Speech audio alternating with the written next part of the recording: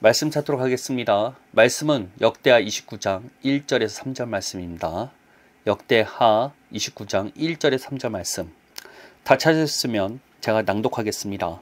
히스기야가 왕위에 오를 때 나이가 25세라. 예루살렘에 29년 동안 다스리니라. 그의 어머니의 이름은 아비아요 스가랴의 딸이더라. 히스기야가 그의 조상 다윗의 모든 행실과 같이 여호와 보시기에 정직하게 행하여 첫째 해 첫째 달에 여호와의 전 문들을 열고 수리하고. 아멘. 오늘 선포하고자 하는 말씀은 위기, 하나님의 부르심을 만나는 시간이라는 제목으로 말씀을 선포하고자 합니다. 인생은 위기의 연속이라고 할 수 있습니다.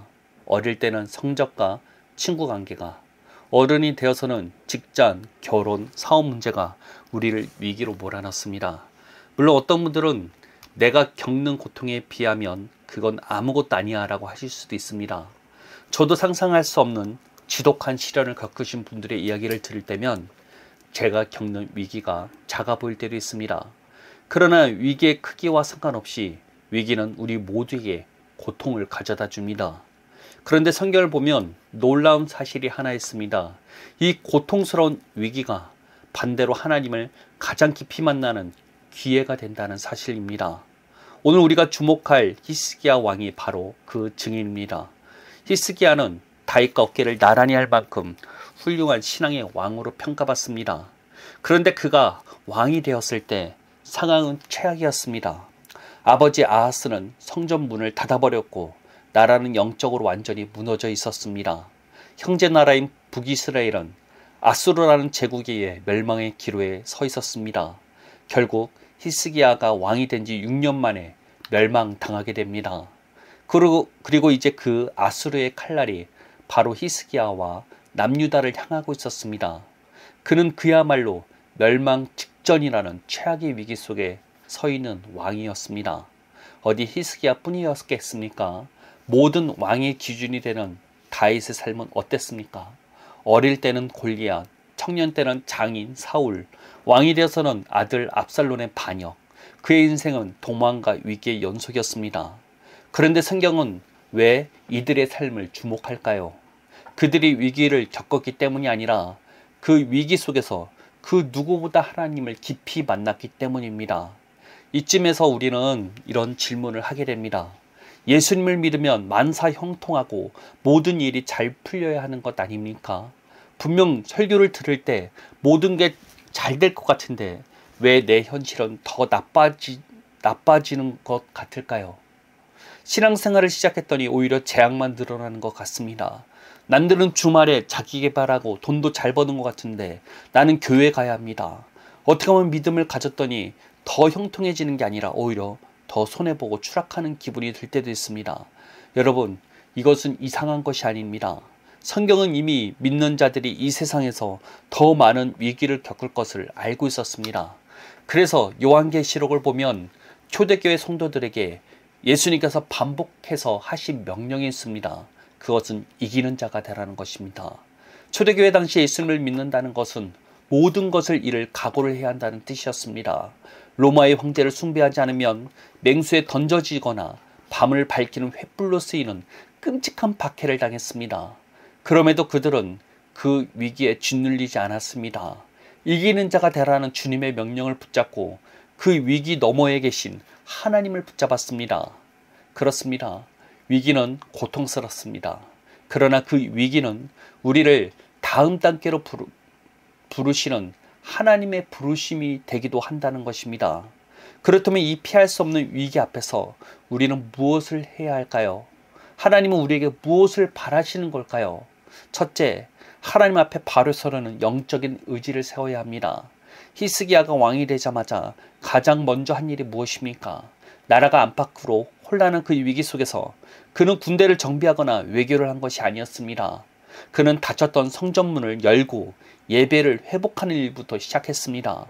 위기가 닥칠 때 우리가 가장 먼저 해야 할 일은 영적인 의지를 세우는 것입니다. 더 이상 이 상황과 환경에 눌리지 않겠다. 하나님이 나와 함께 하신다는 믿음을 붙잡겠다. 더욱더 하나님께 나아가겠다. 이런 결단을 하는 것입니다.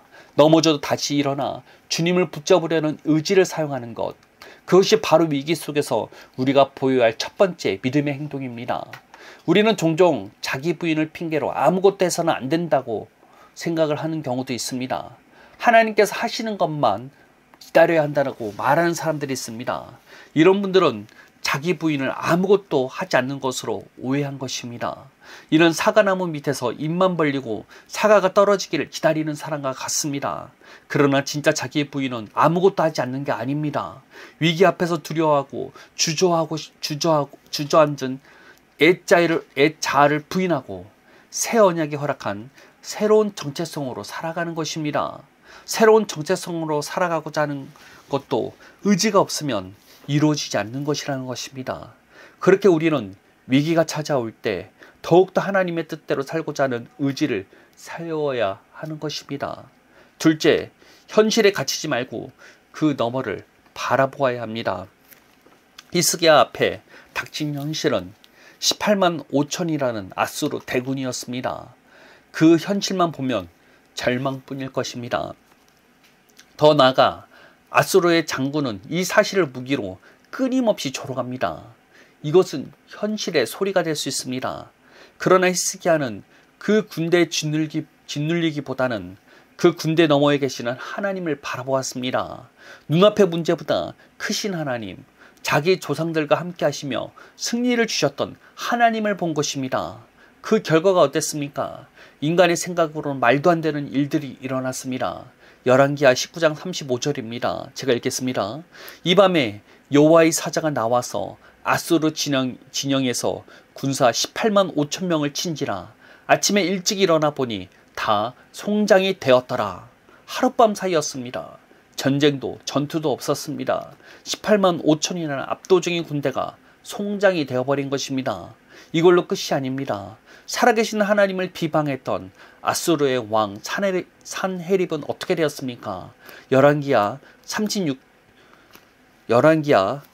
19장 36절 말씀을 읽어드리겠습니다. 아수르의 왕 산헤립이 떠나 돌아가서 니느웨에 거주하더니 그가 그의 신 니스룩의 신전에서 경배할 때 아드람 멜레와 사레셀이 그를 칼로 쳐 죽이고 아라랏 땅으로 그들이 도망하며 그 아들 에살핫돈이 대신하여 왕이 되니라.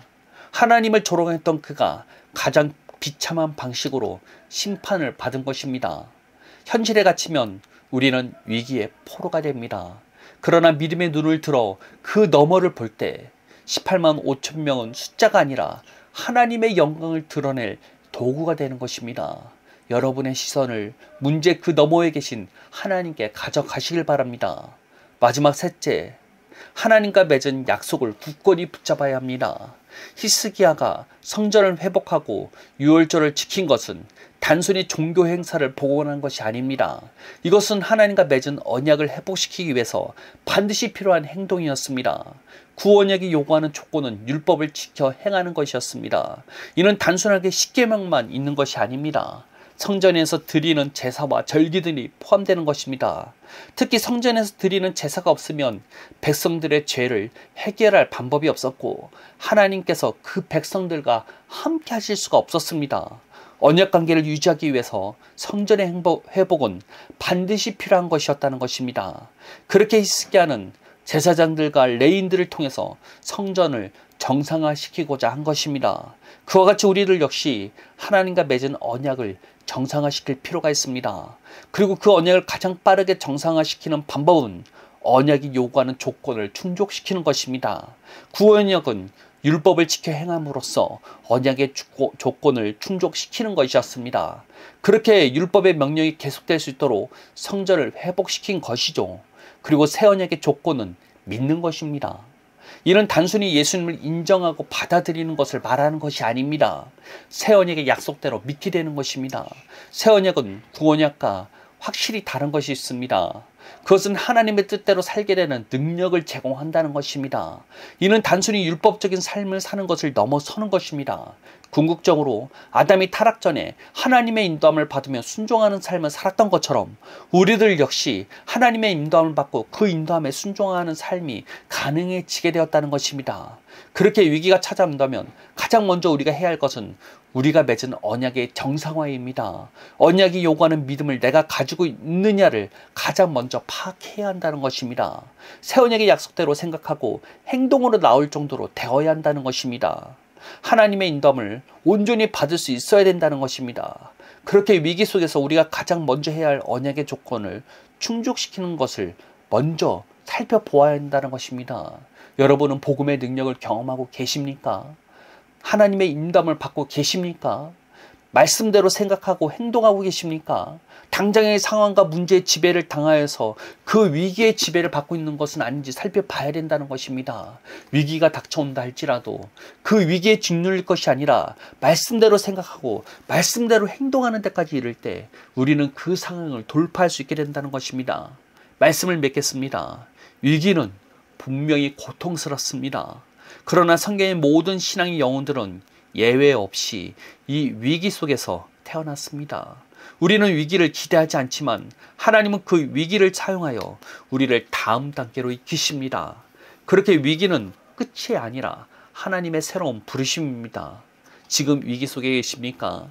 다시 한번 하나님 앞에 서겠다는 의지를 세우십시오. 눈앞의 문제에 눌리지 말고 그 너머에 계신 하나님을 바라보시길 바랍니다. 그리고 우리에게 승리의 능력을 주시겠다고 하신 그 새 언약을 굳건히 붙잡으시길 바랍니다. 위기에 짓눌려 있지 마십시오. 우리에게는 이미 이길 힘과 능력이 약속되어 있습니다. 포기하지 말고 다시 한번 힘을 내어 일어서는 저와 여러분 되시기를 예수님의 이름으로 축복하겠습니다. 기도하겠습니다. 하나님, 우리가 위기 속에 있습니다. 지금 당장 우리의 눈에는 닥쳐오는 현실이 너무나 커 보입니다. 그러나 그 위기 너머에 계신 하나님을 바라봅니다. 우리에게 승리를 주시고 능력을 주시는 그 하나님을 바라봅니다. 이미 우리에게 허락하여 주신 그 새 언약이 이미 우리의 것임을 바라봅니다. 우리가 이 위기를 통해서 복음의 능력을 경험하고 더욱더 하나님과 깊은 관계로 들어갈 수 있도록 우리에게 복의 복을 더하여 주옵소서. 우리가 더욱더 하나님 안에서 이제는 이기는 자로서 살아가게 하여 주옵소서. 세상과 타협하는 자가 아니라 이 세상을 뛰어넘어 승리하는 자가 될 수 있도록 우리를 이끌어가 주옵소서. 언제나 우리와 함께 하시며 동행하시는 하나님을 바라보며 예수님의 이름으로 기도합니다. 아멘.